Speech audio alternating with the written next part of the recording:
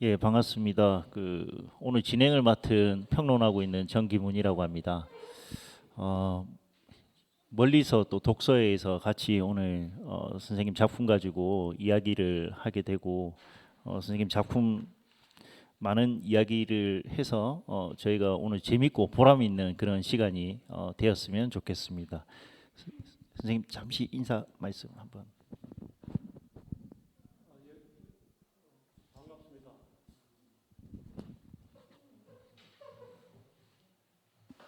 아, 예, 예, 반갑습니다. 그 비가 올까 걱정을 했는데 그래도 그쳐 주어서 좀 편안한 마음입니다.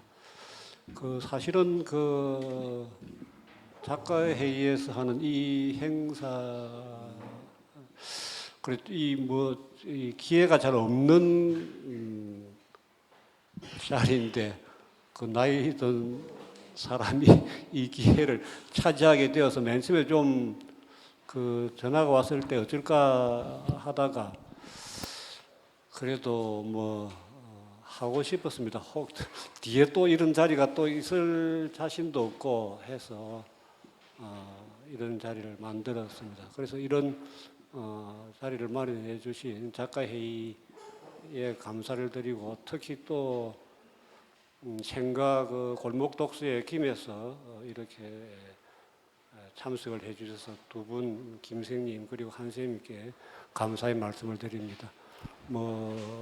작가들만의 어떤 자리가 아니고 독자들과 좀 더 가까워지는 그런 기회의 한 걸음이 되었으면 합니다. 예, 감사합니다.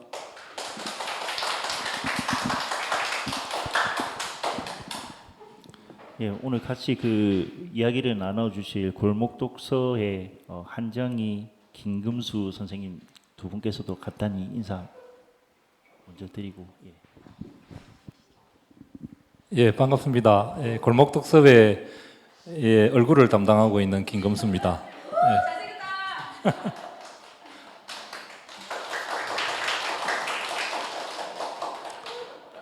예, 조금 개인적인 얘기를 하자면 밤의 눈이라는 소설을 정말 감명 깊게 읽었습니다. 예, 보도연맹 사건인데 더욱이 우리 지역 김해의 보도연맹 사건이고 또 개인적으로는 제 아내의 할아버지께서 보도연맹 사건 때 갇힌 보도연맹 사람들을 위험을 무릅쓰고 풀어주신 한림의 면장님이었습니다. 예, 그래서 그 책을 통해서 지금 이제 한림 위원장님의 흉상을 조금 세우려고 이렇게 저렇게 노력을 하고 있고, 그런 행사에서 우리 조갑성 선생님의 책이 큰 역할을 했습니다. 그런 연유로 우리 김해의 골목독서에서 그 책을 읽었고 또 새로운 이 책을 읽어서 오늘 이 자리까지 오게 되었습니다. 조금 떨리긴 하지만 오늘 좋은 시간 만들어 보겠습니다. 감사합니다. 네, 안녕하십니까. 저희는 김해 인문책방 생의 한가운데 골목 독서회원들이고요. 저는 총무를 맡고 있는 한정희라고 합니다. 반갑습니다. 저도 2023년 생가 인문학 축제에서 조갑상 선생님의 밤의 눈 책을 소개를 받았고요. 그래서 읽었는데 그 당시 선생님께서 좀 속도감 있게 읽히도록 쓰고 싶었다라는 말씀을 해주셨던 게 기억이 나요. 그리고 책을 읽었는데 정말 깜짝 놀랄 정도로 속도감도 있었고 우리가 살고 있는 김해 지역에 이런 일이 있었다는 거를 전혀 몰랐어요. 아무도 알려주지를 않았기 때문에 약간 좀 배신감 같은 것도 느꼈고, 네, 그랬던 경험이 있고, 그 책이 너무 좋아서 한 10권 정도 사서 지인들에게 반드시 읽으라고 강요를 했었던 기억도 있습니다. 예, 그래서 조갑상 선생님께서 책을 새롭게 이렇게 단편집을 내셨다고 저희 김금수 회장님께서 말씀을 해주셔가지고 반가웠고 책을 되게 잘 읽었는데 또 이렇게 태어나 처음으로 이런 자리에 올라오게까지 돼가지고 이 인생은 참 좋은 인생이라고 생각합니다. 네, 반갑습니다. 감사합니다. 예, 그 익히 잘 아시다시피 그 조갑상 선생님께서는 80년 동아일보 신춘문예 단편 소설 혼자 웃기 당선되고 나서 현재까지 장편 소설 밤의 눈, 보이지 않는 숲, 누구나 평행선 너머의 사랑을 꿈꾼다. 그리고 소설집 다시 시작하는 끝부터 해서 오늘 같이 할 도안까지 많은 작품 활동을 해오셨습니다. 작년에 연합뉴스에서 그 인터뷰하신 거를 제가 기사에서 접했었는데 그때 두 분께서 말씀하신 그런 대목과 연결되는 부분이 떠올랐는데 아픈 과거를 되살려 그와 다른 미래를 향해 갈 수 있도록 하는 힘, 문학은 그런 힘을 갖고 있어요라고 선생님께서 인터뷰를 하셨더라고요. 그래서 지금 현재 앞에서 얘기했던 밤의 눈뿐만이 아니고 오늘 저희가 같이 이야기 나눌 이 도항이라는 작품집 안에 들어가 있는 여러 작품들 또한 그 배면에는 사실 국가폭력이라든지 혹은 시스템이 개인에게 저지르는 여러 가지 어떤 압박이랄까 그런 것들이 켜켜이 녹여져 있는 것 같아요. 그리고 단편이기 때문에 시간대도 다르고 하기 때문에 다층적으로 문학 작품에 대해서 이야기할 수 있는 시간이 될 것 같습니다. 저는 오늘 그 독서에서 오신 두 분께서 질문을 하시면 거기에 덧붙여 가지고 제가 조금 이야기할 수 있는 부분을 이야기하는 식으로 진행을 하고 그리고 객석에 제가 자주 뵀던 그 소설가 선생님들도 많이 앉아 계시고 제가 지금 현재 학교에서 국어를 가르치고 있는데 제가 동아리 활동하고 있는 저희 학생들도 작품을 읽고 왔습니다. 그래서 학생들도 나중에 이야기를 할 수 있는 시간이 되었으면 좋겠습니다. 자, 뭐 순서를 정할 필요는 없을 것 같고 두 분께서 자유롭게 질문을 먼저 열어주시면 될 것 같습니다.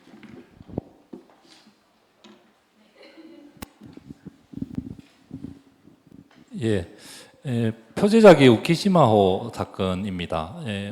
저희들이 이 책을 가지고 우리 독서회에서 모임을 할 때, 야, 이렇게 큰 사건인데 우리는 여태 왜 몰랐지? 라는 게 가장 큰 주제였어요.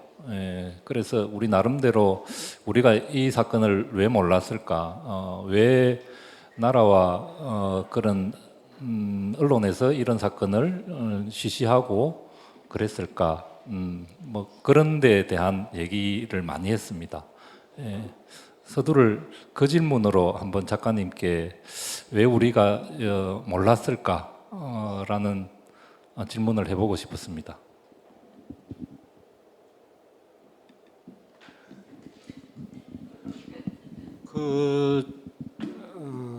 어쨌든 뭐 지금 이 뭐 어떤 개인이든 그 역사 속의 어떤 그 흐름 속에 지금 위치해 있는 거니까 지금 이 시간이 그 지금은 이제 그 어찌 보면은 남북조 그 조선조 시대를 뭐 이런 말로 빌리면은 남북조 시대일 수도 있거든요. 그 최윤원 선생의 그 최윤원 선생이 쓴 구보시의 일이라는 소설이 있습니다.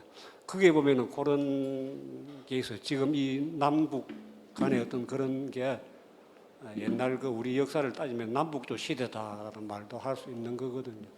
어쨌든 분단된 상태에서 이제 이렇게 온 것은 그 해방하고 8월 15일 그 2차 세계대전 끝의 어떤 그 해방하고 관계가 있는 것이고 해방이 이제 8월 15일 해방이 이제 그 어쨌든 종전이 되고 이제 여러 가지 어떤 역사적 일들이 일어나는데 어떤 면으로 보면 민족의 어떤 대이동이 이제 일어난 어떤 그런 시기거든요.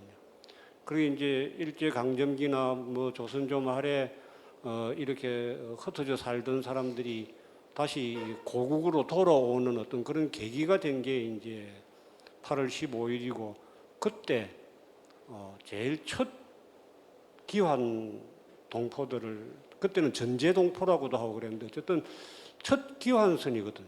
기국선이거든요. 근데 이 배가 아주 터무니없이 이렇게 큰 사고가 나버렸는데 그 당시에 뭐 부산일보도 나고 했지만은 또 일본 신문에는 그렇게 이불로 보도도 안 하고 그랬어요. 그리고 나서 이제 여러 이제 뭐 한일 관계에 있어서 역사적인 어떤 그게 있으니까 군함도라든지 이런 섬은 또 이제 또 나름대로 또 다른 식으로 이제 조명이 되고 하다가 그런데 우기시마는 어쨌든 이제 그 배가 부산으로 온다고 하다가 이제 안 온 것이고 그러면서 뭐 그런 것들이 어찌 보면은 그 해방 그 기간 자체에 45년부터 48년 뭐 이 정도의 그 짧은 기간에 엄청난 일들이 일어났기 때문에 이 우키시마호의 어떤 폭침 같은 사건은 뭐 한순간으로 지나가 버린 것이고 또 그 유족들이 아주 늦게 이분들은 주로 영동 지역, 그 충청도, 그리고 전북 쪽 사람들, 그 사람들이 그 지역에서 징용을 많이 갔어요. 그분들은 또 이제 뒤늦게 이제 어쨌든 그 이 이혼회 같은 걸 만들어 가지고 활동을 하신 것, 그런 것도 또 이 사건이 좀 늦게 알려진 어떤 그런 게 아닌가. 그러니까 뭐 일반 분들로서는 배울 뭐 알 기회가 적지 않았나 그렇게 생각을 합니다. 예. 예, 그 저도 사실 이 작품을 보면 실제로 근대 국민국가가 어떻게 작동하는가 하는 걸 여실히 드러내는 작품이 도항이라고 생각이 되거든요. 불과 며칠 전까지만 해도 일본의 식민이었던 조선인들이 그렇죠. 대국주의를 꿈꿨던 일본 제국에서는 다 포용하고 내선 일체를 지향하는 데 있어서도 동원해야 되는 식민이었는데 갑자기 패전 이후에는 일본 열도 안에 소국으로 이렇게 전환이 되면서 식민이 다시 본국으로 귀환해야 되는 나라도 없는 국가. 그때 사실 조선인들 이 배에서 죽었던 자들은 난민의 처지에 처한 사람들. 그러니까 그 이전에는 식민이었던 자가 어느 순간 국가의 어떤 작동에 의해서 결국 난민으로 하루아침에 이렇게 전환되어 버리는 그런 순간인 것 같아요. 지금 현재도 그 일본에서도 자이니치 문학가들 또한 무슨 얘기를 하냐면 조선 안에서도 해방이 되었을 때 일본 한국 일본에 그 충성하는 그걸 하고 싶었는데 하루아침에 조선인으로 내가 되돌려졌다. 그때 느꼈던 정체성의 어떤 혼란스러움 그런 것들도 이야기를 하고 있거든요. 그래서 이 작품이 어느 순간 어떤 경계선에 따라서 국민이 혹은 시민이 난민으로 전환될 수 있는가 하는 걸 이렇게 드러내 주는 게 아닌가 하는 생각을 저는 좀 하면서 읽었습니다. 또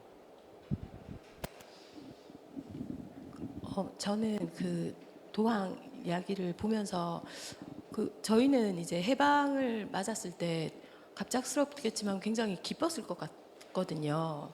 어쨌든 자유를 얻었으니까요. 그런데 도항에서 혹시 그런 구절이 그런 문장이 나오지 않았을까라고 했는데 좀 어떻게 보면 의도적이신지 전혀 해방의 기쁨이나 이런 느낌은 좀 없는 그런 문장들이었고 오히려 해방 이후로 불안이나 혼란을 더 많이 느끼고 있는 상황을 표현하신 것처럼 느꼈어요. 이게 의도이신 건지 아니면 어떤 그 방금 말씀하신 그런 상황 때문에 어쩔 수 없이 그렇게 쓰셨는지 어떤 구도로 쓰셨는지 좀 궁금했습니다.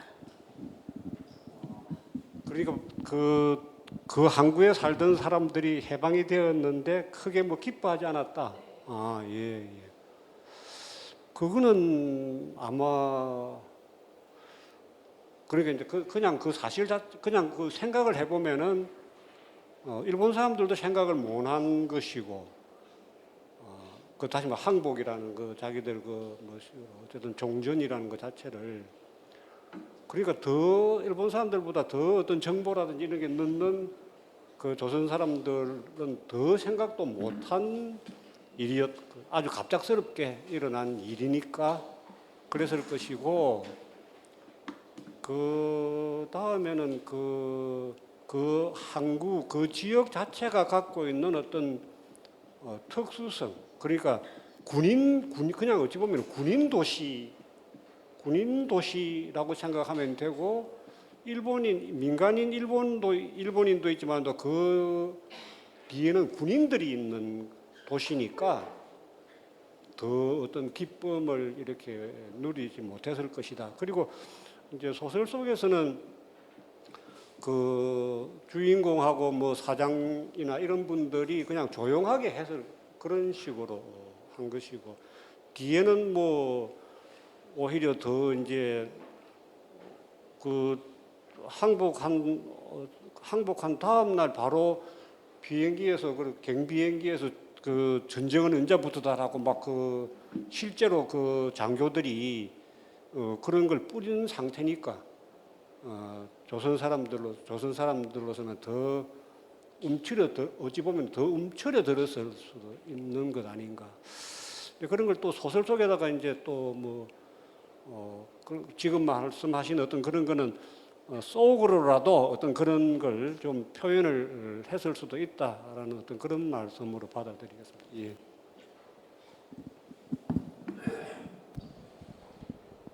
사실 식민지 시기는 저희는 뭐 경험을 못했으니까 굉장히 복잡함을 내포하고 있는 것 같아요. 개인들도 또한 친일을 했던 사람들 입장에서는 해방은 엄청난 두려움이었을 것이고, 그 친일의 문제가 지금도 사실 해결되지 않은 문제들이 많잖아요. 그래서 저는 요 짧은 이 작품 안에서 선생님께서 그 주인공의 말을 통해 가지고 아내와 자식들을 만나기 위해 우성사 직원들 이름이 적힌 승선 명부가 있다는 사실을 알리기 위해서라도 판자 조각 하나라도 붙잡아야 했다. 이렇게 문장을 쓰시고 있더라고요. 아마 이 작품이 나중에는 조금 더 볼륨감 있는 작품으로 또 전환될 수 있지 않을까 하는 생각도 좀 들었습니다. 예. 혹시 그런 계획이 있으신지 한번 여쭙습니다. 예. 늘려서 그때 그 저기 뭐 맨 처음에 나왔을 때 그때 오신 분들도 계시고 한데 그런 생각을 하고 만들어 보았어요. 그 이제 영동 지역에서 어쨌든 그러니까 이제 이 동생이 간 부대 그 사람들은 그냥 그때 징용은 뒤쪽에서는 그 지역 이름을 따가지고 붙였어요. 그 영동대 뭐 제천 사람들이 주로 갔으면은 제천대대 이런 식으로 불렀어요. 그 동생이 간 부대 쪽은 이제 주로 영동 사람이거나 그 김상구도 그런 식으로 말을 한 거로 되어 있는데 기차 탄 거를 보면 그래서 이제 그런 그 동생하고 이제 형이 같이 이제 집에 갔다가 그러니까 이제 또 서로 좀 동생이 더 뭐 거북하고 하니까 그런 것까지도 써보고 또 뭐 하다가 했는데 잘 안 되더라고요. 그게 잘 안 돼서 그 영동 지역에서 그 지역 신문이 나오고 했는데 거기 그 지역 신문사의 기자나 이런 사람들 갖다 또 어쨌든 식으로 모델로 만들어 가지고 이제 이야기를 이어가는 사람 그런 식으로 또 만들어 보려고 하고 그랬어요. 근데 잘 안 되더라고요. 그래서 이제 그냥 또 이제 그 머리를 팍 돌려가지고 도항에 대한 여러 가지 이야기들이 있을 것이다.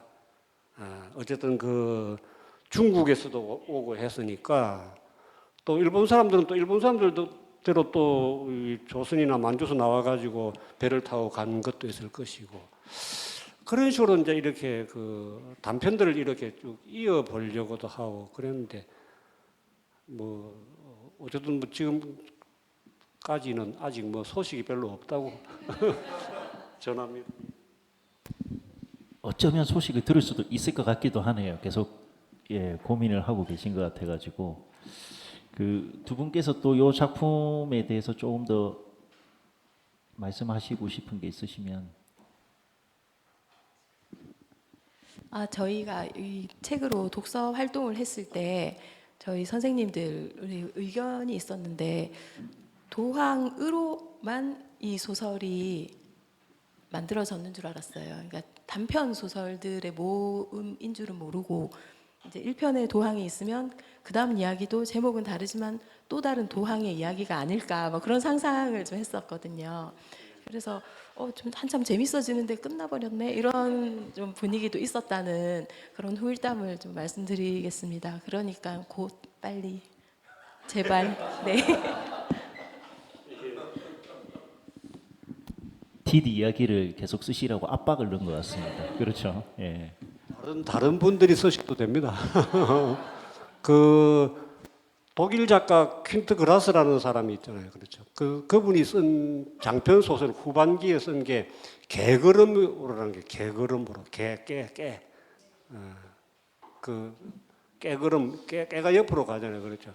그거는 이제 그 전쟁 막바지에 소련 잠수함이 그 폴란드나 이런 그 독일 바깥에 있던 그 사람들을 국내로 독일 쪽으로 이렇게 오는 배를 갖다가 민간인들이 탄 배를 잠수함이 쏜 사건이에요. 그 많이 죽었어요.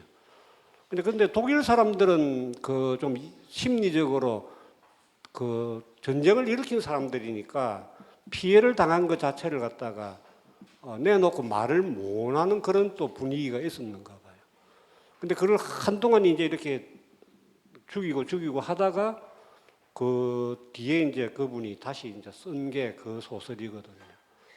뭐 여러 어떤 형태의 어떤 그 배사고가 꼭 뭐 타이타닉만이 아니고 있으니까 다른 식으로 쓰면 됩니다. 근데 이 도항은 아시다시피 그 다큐라든지 영화라든지 그게 더 많이 만들어졌습니다. 그러니까 그 당시로서는 북한 쪽에서도 아주 이걸 큰 어떤 그 반일이나 이런 걸 떠나서 민족 의식을 이렇게 고취시키는 그 반일본적인 뭐 하여튼 그런 식으로 생각했는지 어쨌든 아주 영화를 빨리 만들고 그랬어요. 이 영화를.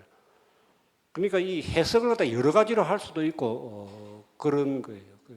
그 영화 보면 웃기도 안 하는 게 그때 바로 막 김일성 장군 만세도 나오고 그래. 배에서 막 부르고 그래요.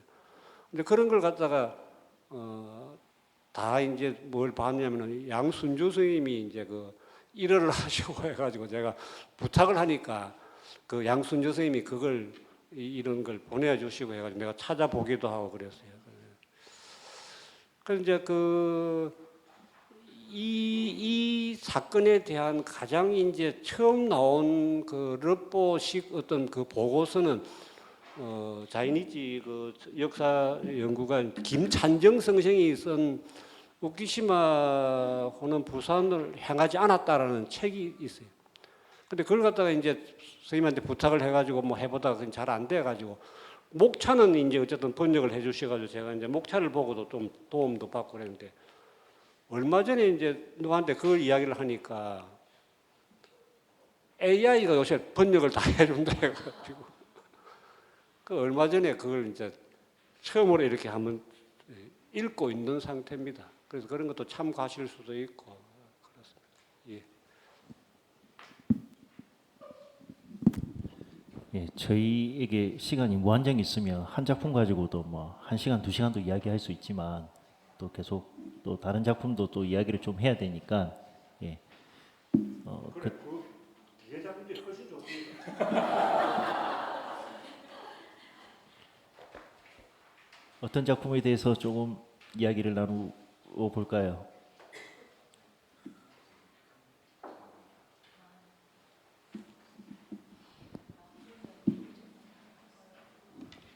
선생님, 저는 여러 작품들 중에서 좀 적어왔는데요. 잠시만요. 그 두 여자를 품은 행콕 이야기, 예, 두 여자를 품은 남자, 네, 그 행콕 이야기의 상징성이 대단하다고 느꼈거든요. 처음에 읽을 때는 뭐지 이 남자? 왜 남조선, 북조선 여자 그것도 사촌끼리의 여자들을 부인으로 맞이하게끔 되었지 하고 개인적인 그런 결혼식으로 봤는데 다시 읽으니까 상징하는 바가 굉장히 많은 것 같았거든요. 행콕은 시대 상황에 맞게 군대 생활을 했고 유산의 일부를 물려받아서 미국 공화당의 정치인이 되었고요. 그리고 남조선 아내와 사별을 한 뒤에 1년 만에 어떻게 1년 만에 결혼을 하는지 그것도 좀 기분이 별로 안 좋았습니다. 네. 네, 아무튼 네, 아메리칸 스타일. 네, 그녀의 사촌과 어쨌든 결혼을 했는데 무슨 이런 족보가 다 있나 하다가 다르게 생각하니까 이 부부들은 특히 정치 외교 국제 뭐였더라 누나 예, 그분은 각자가 지금 할 수 있는 일을 남한, 북한, 미국의 입장을 대신해서 결혼식이라는 형식을 통해서 보여주셨구나 그런 생각을 두 번째 읽으니까 그 생각이 들더라고요. 처음에는 정말 그렇게 생각이 안 들었는데 그래서 각자 살아갈 길을 헤쳐나가야 하는 인물들의 정치적 합의, 분단된 우리를 지렛대로 이용했던 미국, 중국의 입장이 이렇게 눈에 잘 보였고요.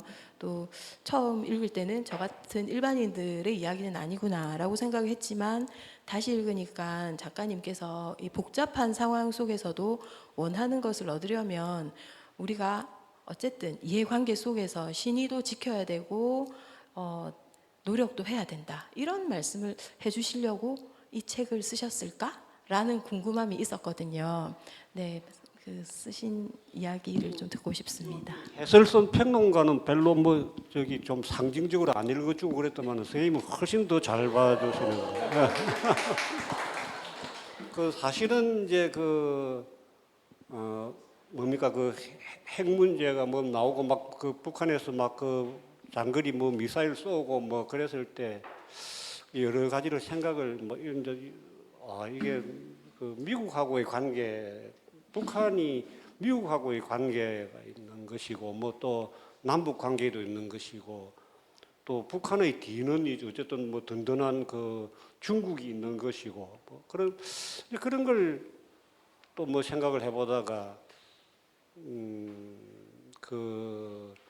한미 동맹이라는 또 그런 것도 생각을 또 해보고 이러다가 이제 어쨌든 또 탈북민이라 그러면 요즘은 다른 이름으로 부르는지 어쨌든 그런 문제도 있는 것이고 그래서 생각해보다가 그러니까 이제 연설식 소설 같은 것 같기도 하고 이게 신소설 같은데 그럴 때 이런 이제 소설 행식이 있고 그렇거든요. 꼭 그렇지 않더라도 어쨌든 이런 형식의 그런 소설은 있을 수 있으니까. 그래서 이제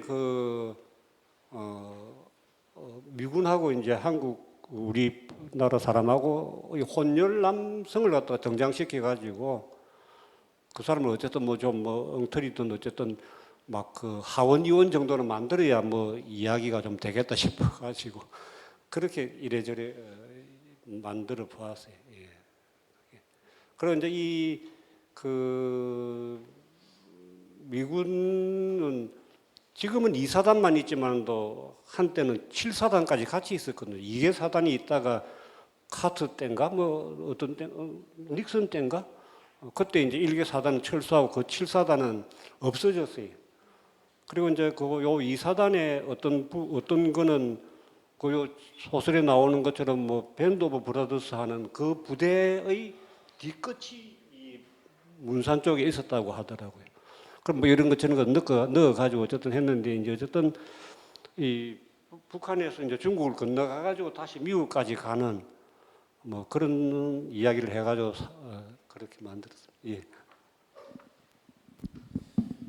이 작품 자체에 보면 203쪽에도 그런 표현이 있는데 이 결혼식이라는 이 배경을 가지고 결혼식장 안에서 이 소설에서 형상화하고 있는 게 국제관계의 심볼로서의 이 시간의 의미를 하객들에게 납득을 시켜야 되는 그런 형태로 이루어져 있습니다. 저도 요 소설을 읽으면서 무정이 생각이 났거든요. 무정의 맨 마지막에 그 수혜일 때 한 명씩 돌아가면서 이야기를 하고 그러면서 그 미래에 대한 어떤 전망이랄까 뭐 이런 것들을 밝히는. 그래서 아마 이 소설은 독자들마다 그 읽는 방식이 좀 많이 다를 것 같아요. 강한 상징성이 소설을 해석하는 부분에서 의미의 어떤 너무 투명하게 드러난 게 아닌가라는 입장이 또 있을 수 있을 것 같고, 또 한편으로는 이런 여러 가지 국제적인 관계의 어떤 지형도를 상징적인 인물들을 통해 가지고 구체적으로 형상화가 잘 되었다라고 평가도 할 수 있을 것 같아요. 그래서 어떤 잣대를 가지고 작품을 읽느냐에 따라서 그 맛이 좀 달라지지 않을까 하는 그런 생각이 좀 들었습니다. 예. 또 다른 말씀, 예. 예. 저는 그 단편적인 소설보다 전체적으로 읽은 이제 소감이랄까. 여기에 나오는 다 단편들이 역사적 사건을 소재로 되어 있습니다. 읽으면서 분노하기도 했다가 슬펐다가 또 다짐도 하고 뭐 그랬는데, 선생님께서는 전작도 그렇고 이렇게 잊혀진 사건에 관심을 가지고 그 사건들이 묻히지 않게 그렇게 빛을 비추어 주는 것이 작가의 할 일이라고 인터뷰에 하신 말씀을 제가 보았습니다. 그렇다면 독자의 할 일은 무엇일까? 이런 작가가 쓴 이런 글을 읽고 난 그런 독자의 할 일, 그런 독자는 어떤 식으로 이 책들을 읽어줬으면 좋겠다라는 바람, 뭐 이런 게 있으시면 조금 들려주셨으면 저희들이 책을 읽고 어떻게 해야 될지 뭐 그런 거를 조금 정립하는 데 도움이 될 것 같습니다. 질문이 상당히 고차원적이었어요. 글쎄 뭐 작가는 어쨌든 뭐랄까요, 자기가 끌리는 뭐 이야기를 잡고 이제 그걸 작품으로 만들어내는 사람이라고 할 수 있겠죠. 근데 이제 어쨌든 그거는 그 소재가 오는 건 어쨌든 아주 가장 개별적인 거죠, 어찌 보면은. 그러면서도 어쨌든 이제 뭐 관심 있는 분야인데, 그게 관심 또 아래에 또 뭐 심리적인 것도 있을 수 있고, 그 사건이나 인물에 대해서 그런 것인데, 뭐 그냥 앞에 잠시 뭐 이야기하다가 그런 약간의 장면 같은 게 있었는데, 읽는 분의 뭐 자유죠. 그거는 읽는 분의 자유인데, 그 작가는 어쨌든 뭐든지 의도는 하겠지만은 그 의도가 꼭 뭐 그 독자들에게까지 이렇게 간다고 해서 그게 꼭 좋은 작품도 아닐 수도 있지 않나. 어찌 보면 또 어떤 뭐 행복이라 할까, 뭐 그것도 행복인지는 모르겠는데, 뭐 놀라움이든 독자들이 이렇게 또 뭐 어떤 한 부분을 갖다가 읽어 주었구나라든지 그런 거죠. 그래서 뭐 그런 거는 어떤 약간 뭐 형식적인 이야기인지 몰라도 내용적으로는 어쨌든 아까 선생님이 맨 처음에 이야기하신 이런 사건이 있었다는 걸 몰랐다든지, 또 알고 있어도 또 이렇게도 그 사건을 이렇게도 또 볼 수도 있구나라든지, 그런 마음은 작가들이 갖고 있지 않나 싶기도 합니다. 너무 어려운 질문 하지 마시고 사실 이런 그 문학 이론적인 거는 중학교 1학년 때 많이 배우거든요.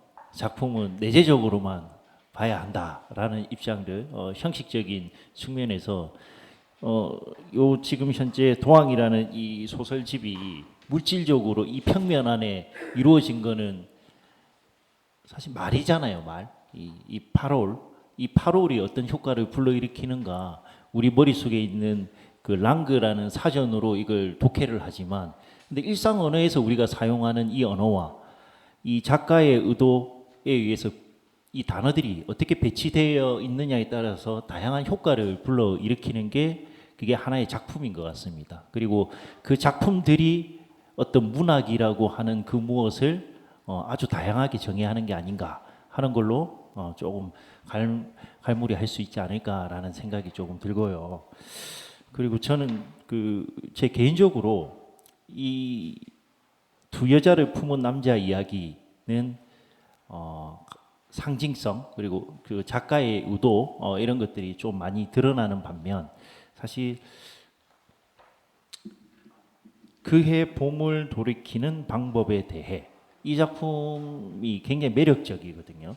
이 작품은 여러 겹의 그 껍질들이 같이 이렇게 상호 공존하기 때문에 극장 코로나 시기에 극장에 가 있는 한 노년의 남성, 그 남성이 보고 있는 영화, 그 영화 킹메이커라는 그 영화를 통해서 상기된 1971년 봄이라는 그 시대적 배경, 그 선거, 그리고 그때 사랑했던 여성, 그 여성의 이름도 생각나지 않는 이 남성의 눈물 등등 다양한 껍질들이 다층적으로 이렇게 되어 있고, 그리고 두 사람의 그 사랑의 매개는 사실 예술이잖아요. 책과 음악이라고 할 수 있을 것인데 아마 그 당시에 부산에 있었던 여러 음악을 들을 수 있었던 공간들도 뭐 에트랑제, 고전, 프로방스 이렇게 이름 명명되어 있는 것들이 나오고, 그래서 저도 뭐 클래식을 잘 모르는데 이 작품을 읽으면서 여러 클래식을 들어봤어요. 그래서 선생님께서 이 클래식과 이 대화가 이루어지는 이런 분위기도 이 클래식의 요 장면에 이걸 집어 넣었을까 하는 생각도 조금 해봤거든요. 그래서 정말 그 다양한 시공간 그리고 다양한 껍질들로 이루어져 있는 이 작품이 바흐천이 얘기하는 그 다성성이라는 걸 굉장히 충족시켜 주고 있는 건 아닌가 하는 개인적인 생각이 좀 들었습니다. 그래서 이 작품에 대해서도 저희가 그 시간이 많지 않기 때문에 이 작품은 좀 제가 꼭 얘기를 하고 싶어가지고 소두를 좀 던졌습니다. 두 분께서는 어떻게 읽으셨는지 한번.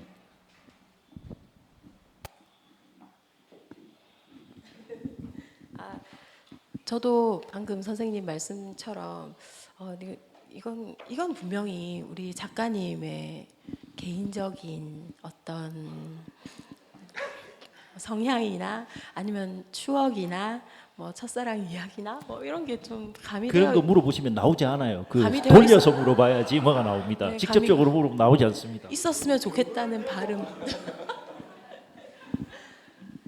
네, 그러셨을 것만 같은데 첫사랑의 이름을 기억하시는지요? 제가 적어놨는데 전에 이 좋은 소설을 발표했는데 좋은 소설 이제 그를 발표를 하고 나면은 그 발표하신 분들하고 이렇게 이제 이야기하는 요 자리가 있는데 그때 제가 늦게 왔던지 하여튼 그래서 그 이야기를 다 보는데 어쨌든 그 코로나 시절에 이 영화를 봤어요. 이 킹메이커라는 영화를 봤는데 영화가 아주 그 재밌더라고요. 그 흑백 장면도 나오고 이러면서. 근데 그 시기를 다시 이제 가만히 들여다 보니까 71년이더라고요. 71년, 1971년이더라고요. 그때 저는 대학 3학년이었는데 이 대통령 선거 앞인가 뒤인가 또 국회의원 선거도 있고 그랬어요. 이 해에.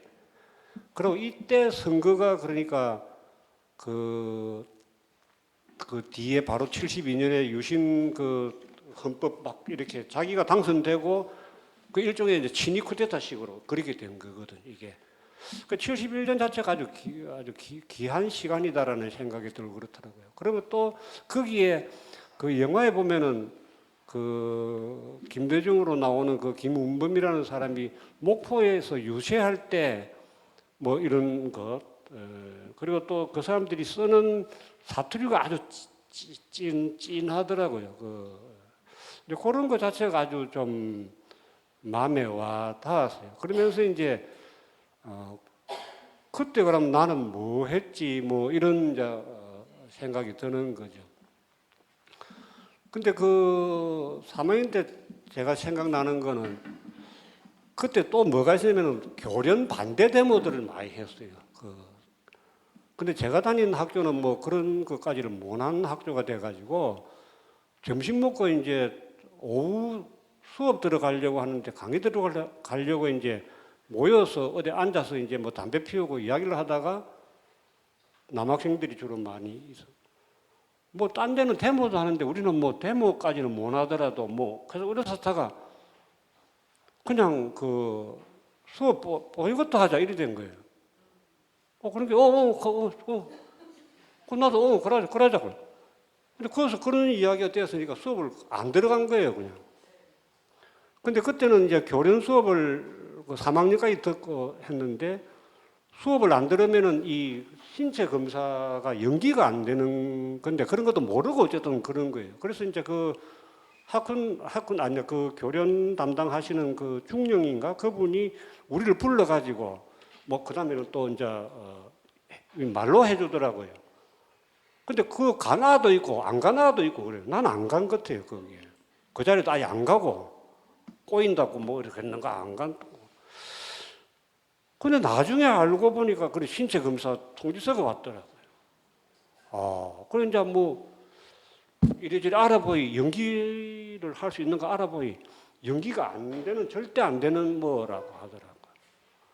근데 나중에 더 기가 찬 거는 그래가지고 이제 신체 검사를 가을에 받고 이제 군대 이제 그 영장이라 하지 그걸 받고 내가 이제 그 서울에 올라갔어요. 학생들 친구들한테 2월 달인가 올라가이 전부 다 이리 빠지고 저리 빠지고 뭐 방위로 빠지고 오늘 김일지 성명 안 왔네. 그 남편 때는 오정환 선수도 뭘 안 가고 뭐 부선망 일대 계속 안 가고 뭐 나중에 알고 보니 내 혼자 가는 것 같더라고요. 하여튼 그것도 뭐 좀 이상하게 되고 그래서 그런 거 이런 거 해가지고 목포여라는 어떤 그 소설 속에 나오는 그런 말 그 자체가 내한테 그 영화를 보면서 아주 강하게 왔어요. 그래서 이런저런 뭐 엮어가지고 마침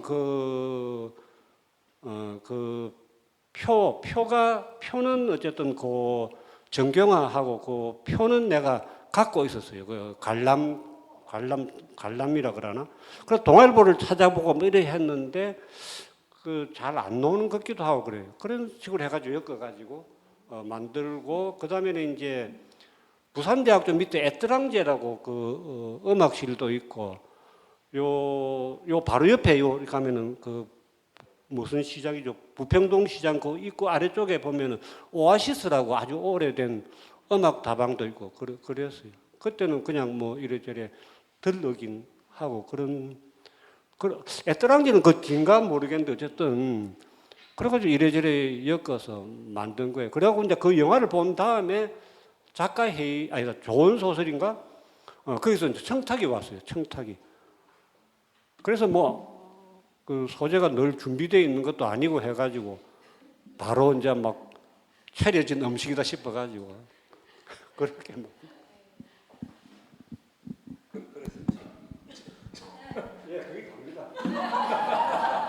그러니까 질문을 이렇게 너무 이렇게 직접적으로 하셔가지고 뭐가 좀 덜 나온 것 같아요. 그러면 이제 어떤 소설 속에 어떤 나도 다 흑고 하라고 작가는 말합니다.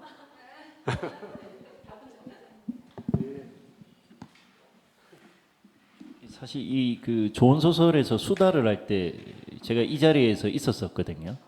그때 이제 마이크를 들고 있었었는데 선생님 늦게 오셔가지고 그때 이 작품에 대해서 이야기를 좀 많이 하고 싶었었던 그 기억이 있습니다. 그리고 우리가 이 말이라는 게 너무 중요한 것 같아요. 제가 지금 쓰고 있는 이 부산 사투리 이게 가지고 있는 질감들 그게 느껴지는 여러 가지 정감들 그리고 방금 선생님께서 말씀하셨던 이런 것들 그리고 맨 첫 작품이었던 도항에서 우리가 간토 대지진이라는 우리말로 간동 대지진 그때 그 주고엔 고주센이라는 그 발음 일본어 발음이 안 되었을 때 조선인이라고 명명할 수 있는 이게 그 모어잖아요. 모어. 예. 모국어가 아니죠. 국가는 나에게 언어를 가르쳐 준 적이 없죠. 예. 마더텅이니까 그 엄마로부터 이 몸에 체득된 이 언어라는 게 저희의 어떤 무의식이나 의식 깊이까지 이렇게 스며 있기 때문에 쌤께서 또 아마 그 영화를 보시면서 그 전라도의 말투의 그 질감 그런 것들에 대해서 느끼신 것 같고 그리고 이 작품에 나오는 그녀 이름도 등장할 수 없는 이 그녀가 그 망설였던 이 작품 안에도 그녀는 나보다 나이도 많고 여러 겹으로 싸우고 있었다 이런 문장이 있거든요.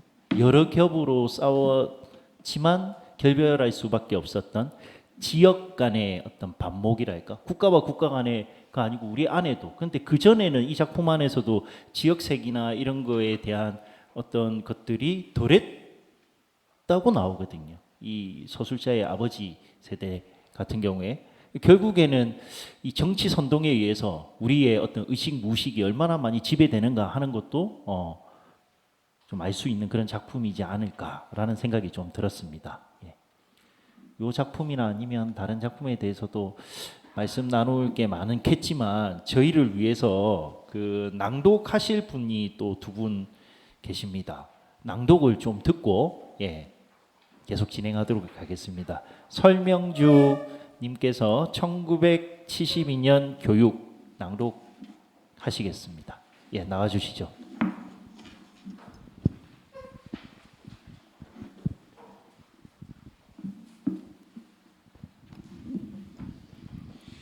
예, 반갑습니다.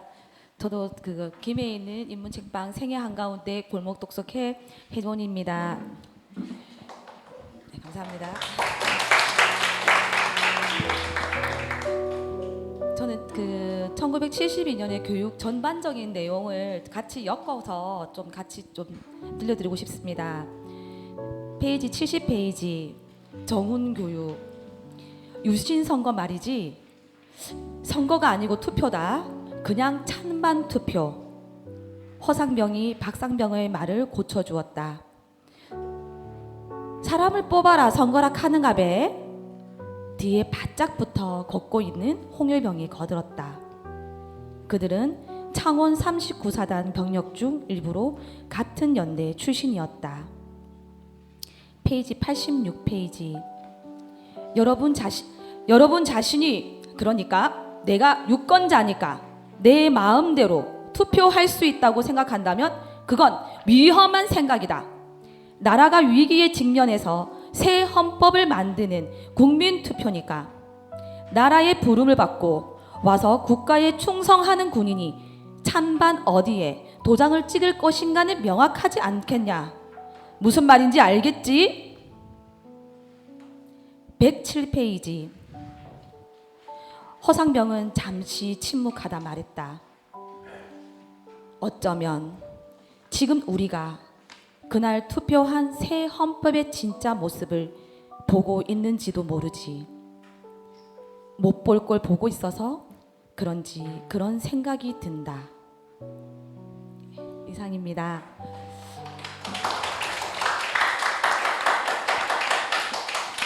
네, 안녕하세요. 저는 육군 정비부대 군수사령부 예하에 있었던 20년간 군무원 생활을 했던 설명주입니다.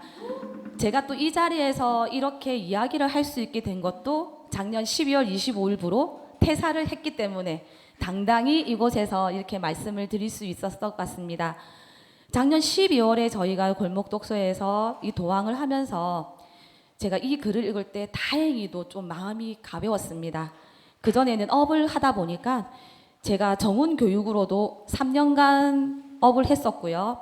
그리고 여기 나오는 39사단은 제가 동원 업무할 당시 자주 들렸던 곳이었습니다. 그리고 그때 당시에는 제가 선거하고는 지금 관계가 없지만 지금 6.3 지방선거를 앞두고 있는 이 시점에서 다시 이 글을 보았을 때 느끼는 바가 정말 컸습니다.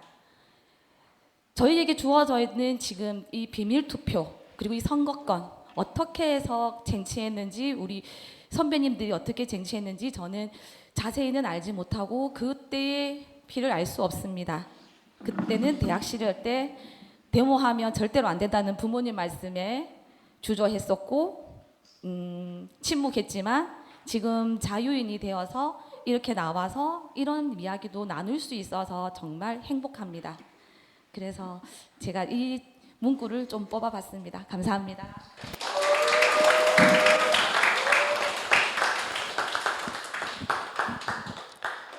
예, 이어서 김대원님께서 그 도항 작품을 낭독하시겠습니다. 박수 부탁드립니다.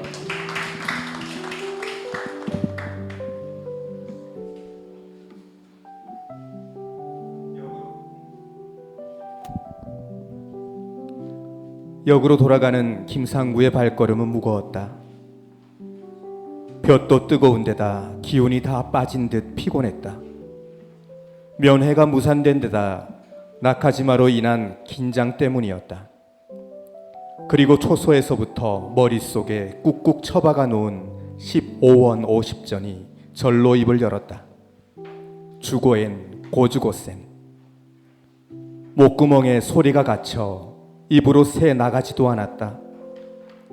엄청 많은 조선인들이 학살당했다는 관동 대지진 때 일본인들이 조선인을 가려내기 제일 빠르고 쉬운 방법이 비타금이 들어간 말을 시켜보는 것이었는데 그 대표적인 게 15원 50전이었다.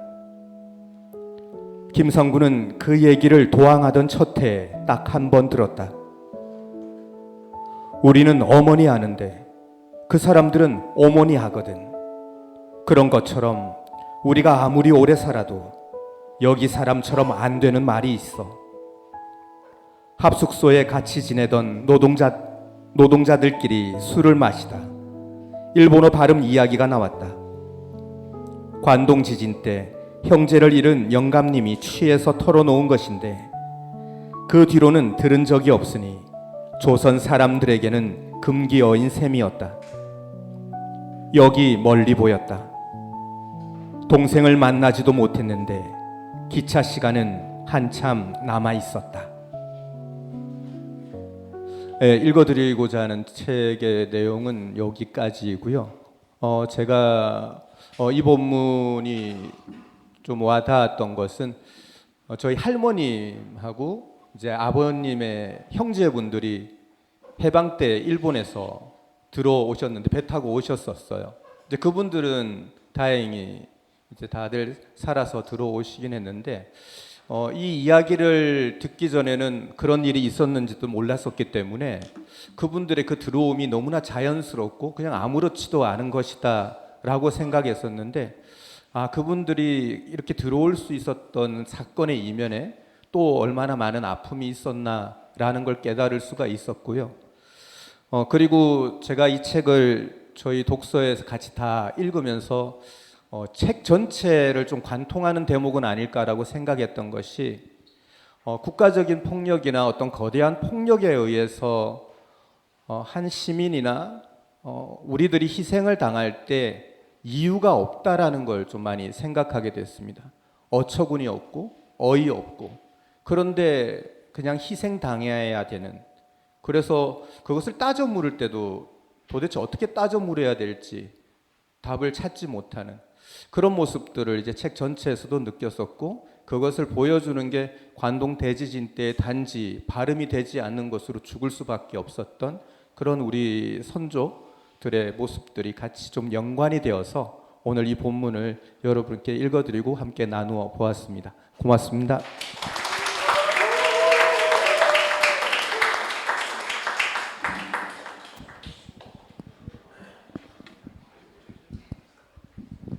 예, 낭독을 너무 잘해 주셔가지고 약간 가라앉았던 분위기가 다시 좀 업이 좀 된 것 같습니다. 이어서 이야기를 좀 나누어 볼 건데 어떻게 뭐 앞에 계신 분들 중에 혹시 저희가 말을 많이 하면 나중에 시간이 없어가지고 마이크를 못 잡을 수가 있거든요. 예. 질문 있으시면 이렇게 거소하시면 얘들아 빨리 들어.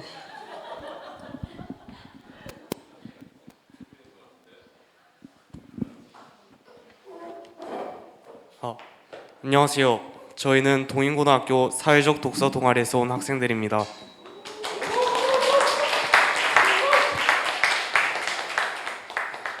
저는 동인고등학교 1학년 4반 이재준이고요. 제가 이 책에서 가장 인상 깊게 본 단편 소설은 그의 봄을 돌이키는 방법에 대해입니다. 이 책 뒤에 보면 구모룡 문학평론가님은 그의 봄을 돌이키는 방법에 대해를 가장 주목되는 작품으로 뽑으셨더라고요. 그리고 얼마 전 역사 시간에 배운 박정희 정권에 관한 내용이라서 이 부분을 가장 인상 깊게 보았습니다. 그의 봄을 돌이키는 방법에서는 주인공이 코로나 팬데믹 상황을 겪고 있는 나가 영화에 대해 서술하다가 영화 속으로 마치 들어간 듯이 이야기가 전개되는데 이러한 방식으로 소설을 전개하신 이유가 무엇이었는지 궁금합니다.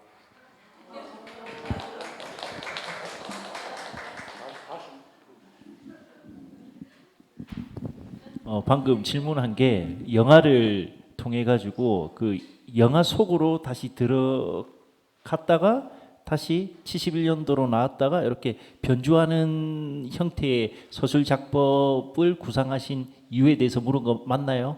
네. 저희 짜지 않았거든요. 오늘 생으로기 때문에 저도 알겠습니다. 그렇게 하는 거죠. 그게 그 학생이 생각을 해도 어떤 뭐 60대나 또는 뭐 나이에는 관계없이 어쨌든 과거 영화가 이제 지금 이제 상영이 되고 있고 그 인물은 그 영화를 지금 보고 있는 거잖아요. 그렇죠. 그러면은 우리가 집에서 텔레비를 보더라도 텔레비 영화를 봐도 어떤 장면 같은 거는 어떤 그 보는 사람한테 뭔가를 떠올릴 수가 있는 것 아닙니까? 그렇죠.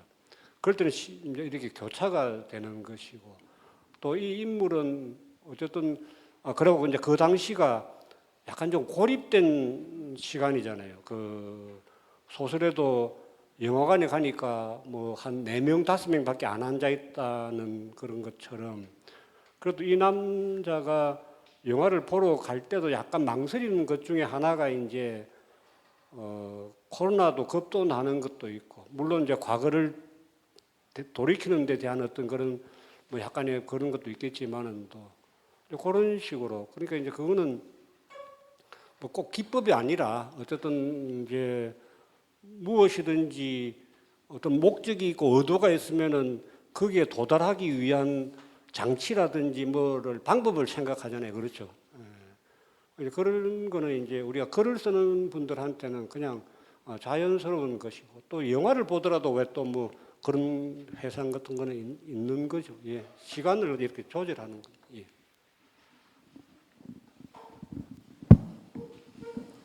안녕하세요. 동인고등학교 1학년 3반 김건우라고 합니다.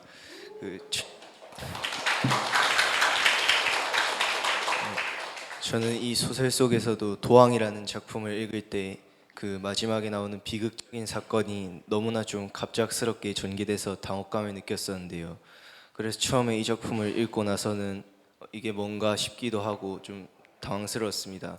그런데 다시 생각해 보니까 이 사건을 겪었을 때 당시 피해자들이 느낀 그 당혹감을 이렇게 표현하신 게 아닐까 생각이 들기도 해서 이게 맞는지 질문드리고 싶었습니다.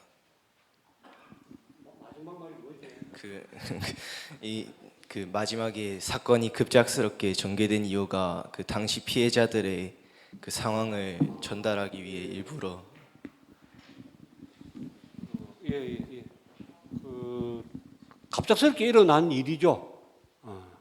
그게 부산으로 간다고 알고 탔는데 타라에서 탔는데 이제 이게 그 배도 그렇고 비행기도 그렇고 직선으로 가잖아요. 근데 이제 이 배는 뭐 가는 동안에 계속 육지가 왼쪽으로 보이는 식으로도 나오고 그러잖아요. 그러고 이제 모르는 항구로 들어가는데 갑자기 이제 폭발을 한 거니까 그 내가 말을 어떻게 해야 될지 모르겠는데 사건도 그렇게 일어났고 또 이 인물들이 김상구라는 사람이 받는 어떤 그런 뭐 충격이라 할까 그런 거 자체를 갖다가 이제 그려내기 위해서도 갑자기 일어난 거로 그렇게 한 거죠. 그게 아주 순식간에 일어난 거죠. 그리고 어떤 면으로 본다면은 그것하고 약간 다른 이야기지만은 모든 일은 짧은 시간에 일어나는 게 좋은 겁니다. 좋다는 말은 이상하지만은 또 더 힘이 있고 그렇다.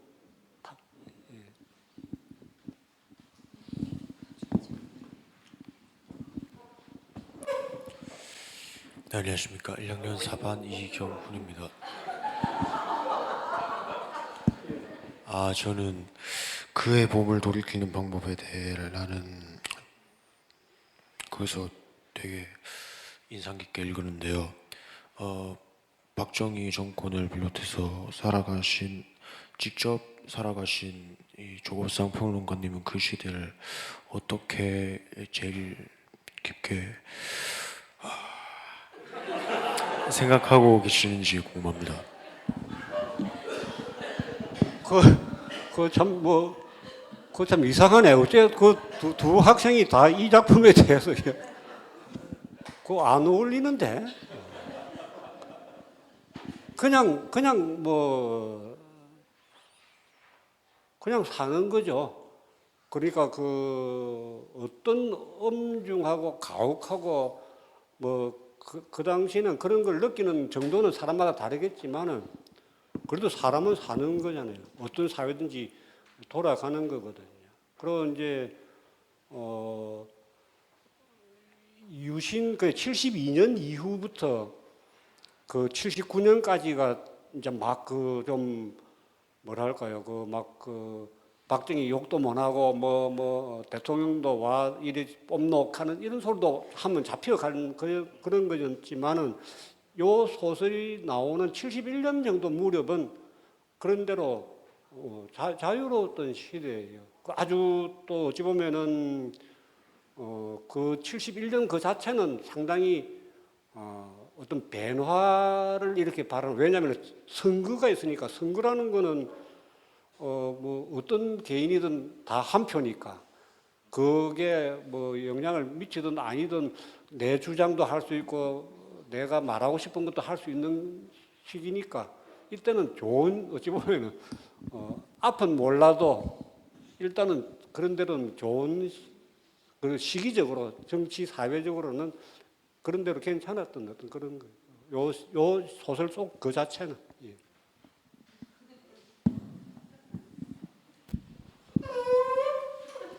또 합니까? 안녕하십니까.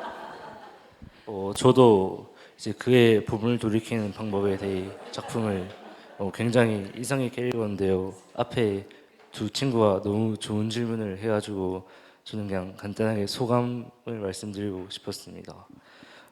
저는 이 작품을 읽고 이제 이 시대의 상황 배경에 대해서 저는 잘 알지는 못하지만 엄청 정치적으로 엄청 혼란스럽고 어수선하고 약간 그런 상황인 것 같았어요.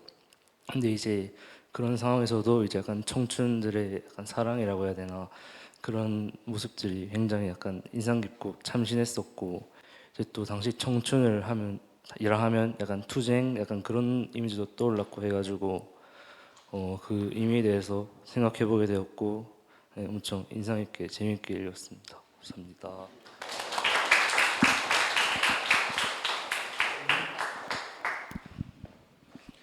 전혀 짜지 않았는데 약간 짠 듯한 그런 냄새가 나가지고 굉장히 당혹스럽네요. 아까 여러 작품 중에 지금 저희가 이야기를 하지 못한 것들도 좀 있는데 그 두 분께서 요 자리에서 꼭 같이 한번 이야기하고 싶은 게 있으시면, 예. 지금 시간이 저희가 많지 않거든요, 이제. 예.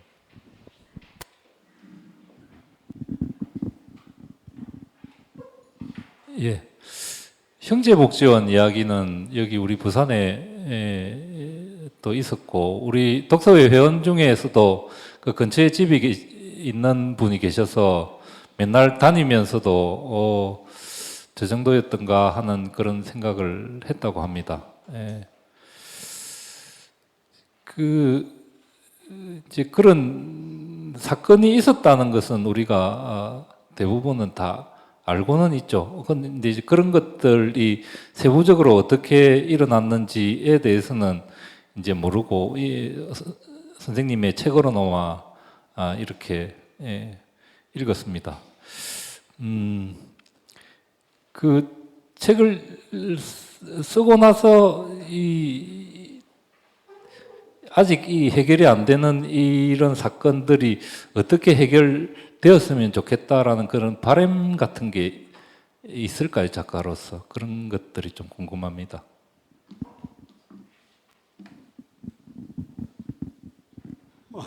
그 행제복지원 사건은 어찌 보면 아주 이상한 사건이에요. 그러니까 실제로 이 원장을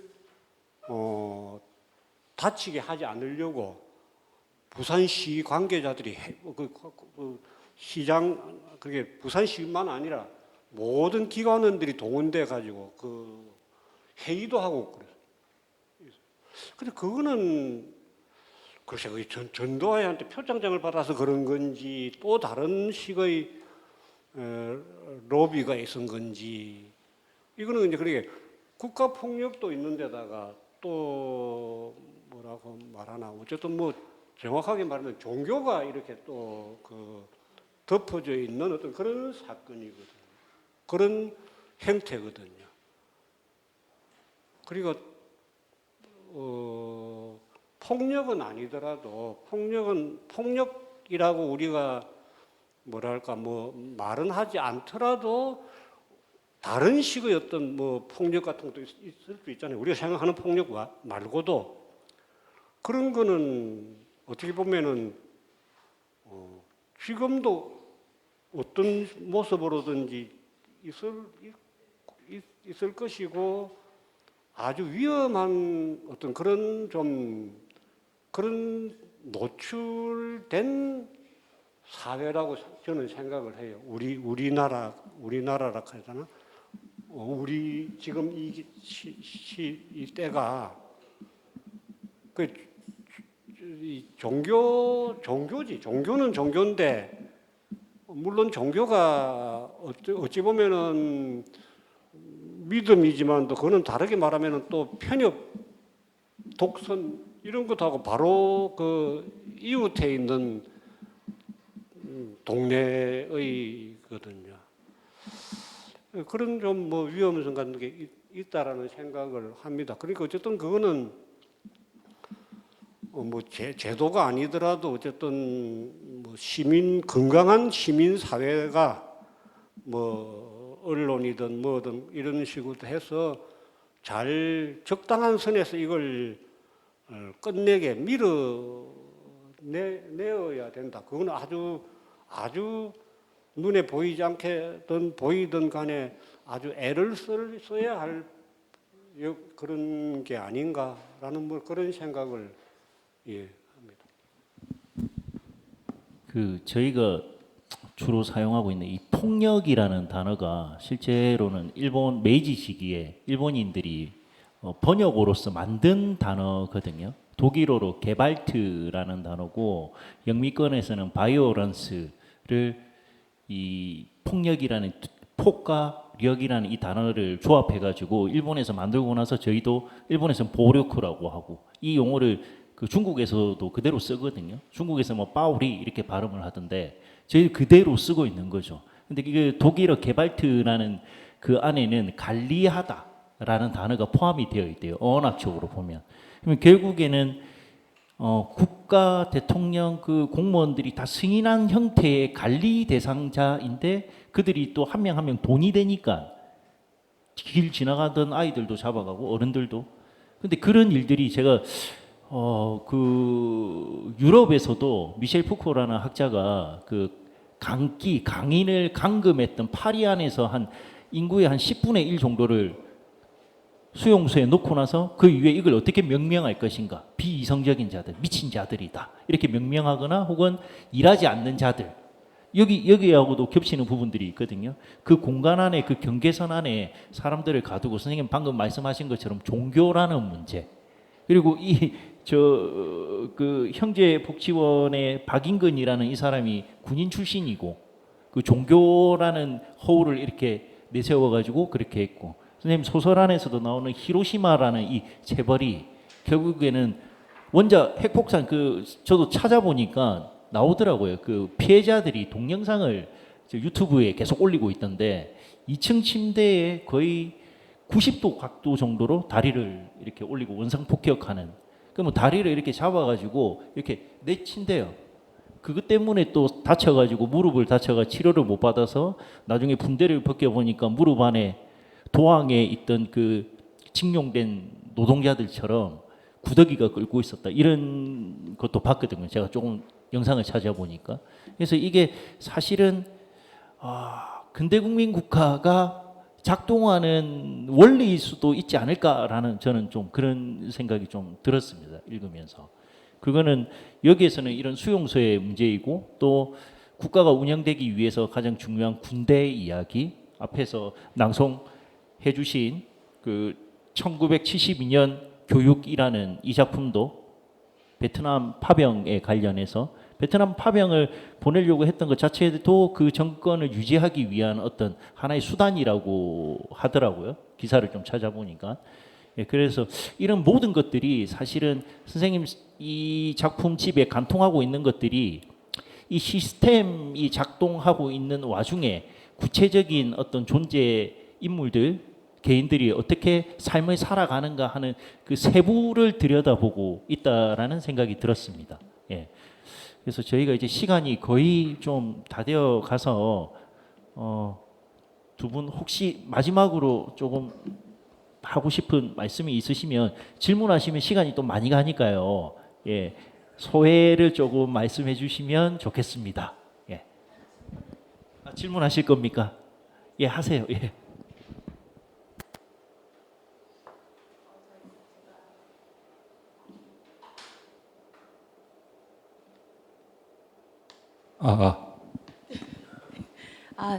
선생님 제가 12월에 도항을 한번 감사합니다.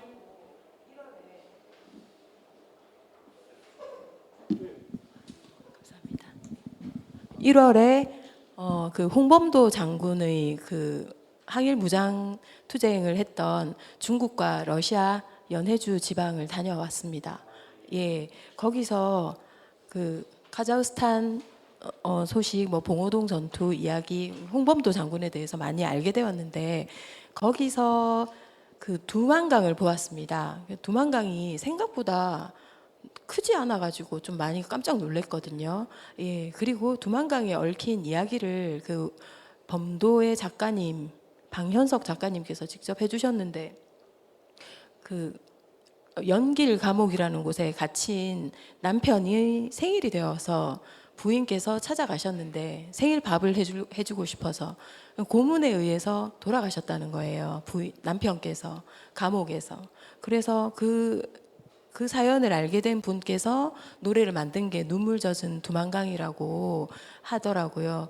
선생님의 그 작품 중에 여러 노래가 어울려 이 부분이 다녀와서 읽으니까 너무 생생하게 많이 보이는 거예요. 그 지명이나 이런 부분 때문에. 질문은요 간단한데요. 선생님이 우리를 대표하는 노래라고 생각하시는 곡이 있으시면 하나만 좀 알려주시면 감사하게. 네. 예. 네. 하셔도 됩니다. 네. 그 두만강 보시려면은 저기 그 좋은 자리가 있었는데 작년에 여름 속수학교라고 유명한 학교가 있는데 부산 소설가협회에서 하는 그때 오셨으면 두만강도 보고 그랬을 텐데 이 범도라는 소설에 이제 그런 것하고 연관지어서 그런 거네요. 뭐 노래 좋은 노래 얼마나 많습니까? 전에 얼마 전에 내 친구하고 저기 밀양에 갔는데 그 밀양 영남루 뒤가 박시춘 선생 행가가 있어요. 근데 아주 좀 허술한데 아마 아주 7살에서 11살까지 잠시 살았는가 봐요. 그 가니까 그 노래 계속 나오고 그런데 노래는 계속 나오는데 노래비는 이제 그 SO의 소야곡 그 노래비는 이제 SO의 소야곡 그 가사를 적어 놓고 그렇더라고요. 근데 뭐 그 여러 노래가 섞여서는 그런 노래가 안 나오지만은 또 뭐 그게 이제 그 영감님이 부르는 그 고향설 그런 노래도 좋고 뭐 봄날은 간다나 이런 노래도 좋고 그렇죠.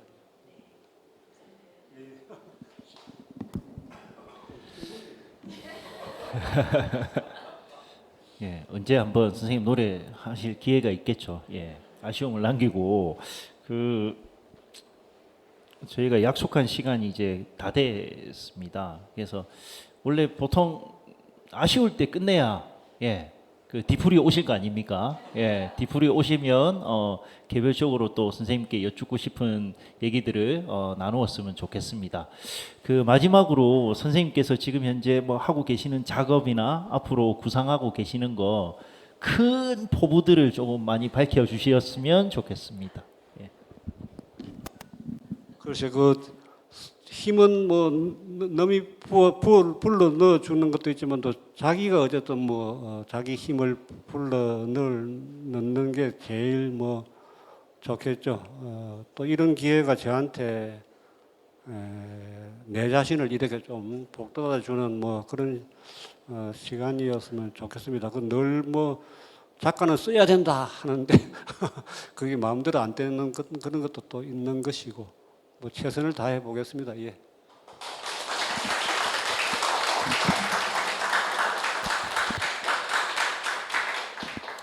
예, 이것으로 134회 시민과 함께하는 문학 톡톡 마치겠습니다. 감사합니다.